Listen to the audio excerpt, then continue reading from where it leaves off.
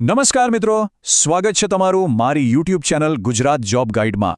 તો આજે એક બહુ જ મોટા સમાચાર છે જેની હજારો લોકો રાહ જોઈ રહ્યા હતા। ગુજરાત ગ્રામીણ ડાક સેવક 2026નું પહેલું મેરિટ લિસ્ટ આખરે જાહેર થઈ ગયું છે।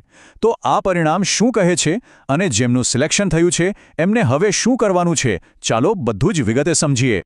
જી હા, બિલકુલ સાચું। ભારતીય ડાક વિભાગે ગુજરાત સર્કલ માટે આ લિસ્ટ ઓફિશિયલી બહાર પાડી દીધું છે। અને જુઓ, આ ખાલી એક લિસ્ટ નથી, આ તો હજારો યુવાનોના સપનાની વાત છે। એમની મહેનત અને લાંબી રાહનો હવે અંત આવ્યો છે। તો આજના આ વિશ્લેષણમાં આપણે શું જોવાના છીએ, એક નજર કરી લઈએ। પહેલાં તો જીડીએસ પરિણામની જે મોટી જાહેરાત છે એના પર વાત કરીશું। પછી કયા જિલ્લામાંથી કેટલા લોકો સિલેક્ટ થયા છે એ જોઈશું। એના પછી આ મેરિટ લિસ્ટને બરાબર સમજવું કઈ રીતે એની વાત કરીશું। અને હા, જેની સૌથી વધુ ચર્ચા છે એ ચોંકાવનારું કટ ઓફ। અને છેલ્લે જે લોકોનું સિલેક્શન થયું છે એમના માટે ખાસ સૂચનાઓ। ચાલો તો શરૂ કરીએ પહેલા પોઈન્ટથી। તો આ જે મોટી જાહેરાત છે એ છે શું? જુઓ, આ જે પરિણામ આવ્યું છે ને એ જીડીએસ ઓનલાઈન એન્ગેજમેન્ટ, જે જાન્યુઆરી 2026ની ભરતી હતી એનું પહેલું મેરિટ લિસ્ટ છે।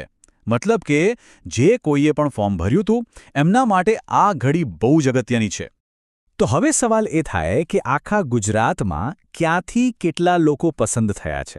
ચાલો એક નજર કરીએ કે કયા જિલ્લાઓએ બાજી મારી છે। આના પરથી આપણને કોમ્પિટિશન કેટલી ટફ હતી એનો પણ એકદમ ક્લિયર આઈડિયા આવી જશે। વાહ, આ આંકડા તો ઘણું બધું કહી જાય છે। જુઓ, કચ્છ જિલ્લો 160 સિલેક્શન સાથે સૌથી ઉપર છે। એના પછી તરત જ ગાંધીનગર અને બનાસકાંઠાનો નંબર આવે છે। આના પરથી સીધું જ દેખાય છે કે અમુક વિસ્તારોમાં આ જોબ માટે કેટલો બધો ક્રેઝ હતો। અને આ જુઓ, નંબર 1 પર કોણ છે? કચ્છ। એકલા કચ્છ જિલ્લામાંથી જ 160 ઉમેદવારોનું સિલેક્શન થયું છે। આખા રાજ્યમાં સૌથી મોટો આંકડો છે આ। ચાલો હવે સૌથી કામની વાત પર આવીએ। મેરિટ લિસ્ટ તો હાથમાં આવી ગયું, પણ એમાં જે બધું લખ્યું છે એનો મતલબ શું, એને સમજવું કઈ રીતે? ચાલો એકદમ સહેલી ભાષામાં સમજીએ। જો તમે લિસ્ટ જોશો તો એમાં મુખ્યત્વે 4 કોલમ દેખાશે। ડિવિઝન એટલે કે કયા વિભાગમાં સિલેક્શન થયું। ઓફિસ એટલે કે કઈ પોસ્ટ ઓફિસમાં જોબ છે। પોસ્ટ નેમ એટલે કે તમારી પોસ્ટ કઈ છે, બીપીએમ છો, એબીપીએમ છો કે ડાક સેવક। અને સૌથી છેલ્લે પણ સૌથી અગત્યનું, પર્સન્ટેજ ઓફ માર્ક્સ એટલે કે જેના આધારે આખું મેરિટ બન્યું છે એ ટકાવારી। આ સમજવા માટે ચાલો એક ઉદાહરણ લઈએ, અમદાવાદ શહેરનું। અહીં જુઓ, ચાંદખેડામાં બીપીએમ પોસ્ટ માટે કટ ઓફ કેટલું છે?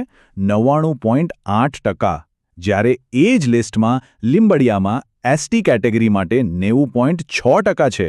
એટલે સ્પષ્ટ છે કે જગ્યા, પોસ્ટ અને કેટેગરી પ્રમાણે ટકાવારીમાં ઘણો મોટો ફેરફાર જોવા મળે છે। અને હવે એ વાત જેની બધા રાહ જોઈ રહ્યા છે અને જેણે બધાને ચોંકાવી દીધા છે, કટ ઓફ। આ આંકડા જોઈને ખરેખર માથું ફરી જાય કે કોમ્પિટિશન કયા લેવલ પર પહોંચી ગઈ છે। તો મનમાં સવાલ થાય જ કે ભાઈ, આ મેરિટ લિસ્ટમાં નામ લાવવા માટે કેટલા ટકા જોઈતા હતા? તૈયાર રહેજો, કારણ કે જવાબ સાંભળીને કદાચ વિશ્વાસ નહીં થાય। જુઓ, આ આંકડો 99.8%। જી હા, 99.8%। આ કોઈ મજાક નથી। અમદાવાદ શહેરના ચાંદખેડામાં બીપીએમ પોસ્ટ માટેનું કટ ઓફ છે આ।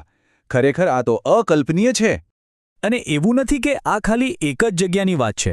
અમદાવાદમાં જ બીજી જગ્યાઓ જુઓ, વસ્ત્રાલ, થલતેજ, સનાથલ, બધે જ કટ ઓફ 98%થી ઉપર ગયું છે। આ આંકડા સ્પષ્ટ રીતે બતાવે છે કે સરકારી નોકરી માટે સ્પર્ધા કેટલી ભયંકર છે। ઓકે, તો હવે વાત કરીએ એ લોકોની જેમનું નામ લિસ્ટમાં આવી ગયું છે। સૌથી પહેલાં તો ખૂબ ખૂબ અભિનંદન, પણ હજુ કામ પત્યું નથી। હવે જે સ્ટેપ્સ છે એ બહુ જ અગત્યના છે, એટલે બરાબર ધ્યાનથી સાંભળજો। તો સૌથી પહેલું અને સૌથી ઇમ્પોર્ટન્ટ કામ છે ડોક્યુમેન્ટ વેરિફિકેશન, એટલે કે તમારા બધા જ દસ્તાવેજોની ચકાસણી। આ સ્ટેટમાં તમારી યોગ્યતા અને તમે જે ડોક્યુમેન્ટ્સ આપ્યા છે એ સાચા છે કે નહીં એ ચેક થશે, એટલે આમાં કોઈ ભૂલ ના થવી જોઈએ। પ્રોસેસ એકદમ સિમ્પલ છે। 1. જ્યાં તમારું સિલેક્શન થયું છે એ ડિવિઝનલ ઓફિસમાં જઈને રિપોર્ટ કરવાનો છે। 2. તમારા બધા જ, અને હા, બધા જ ઓરિજિનલ ડોક્યુમેન્ટ્સ સાથે લઈ જવાના છે। અને 3. એ બધા જ ઓરિજિનલ ડોક્યુમેન્ટ્સની 2 ફોટોકોપીના સેટ બનાવી લેવાના છે। અને આ તારીખ, આને તો બસ મગજમાં ફિટ કરી લો. 23 માર્ચ 2026 આ ડોક્યુમેન્ટ વેરિફિકેશન માટેની છેલ્લી તારીખ છે. આ તારીખ ચૂકાય નહીં એનું ખાસ ધ્યાન રાખજો, જરા પણ મોડું ના કરતા.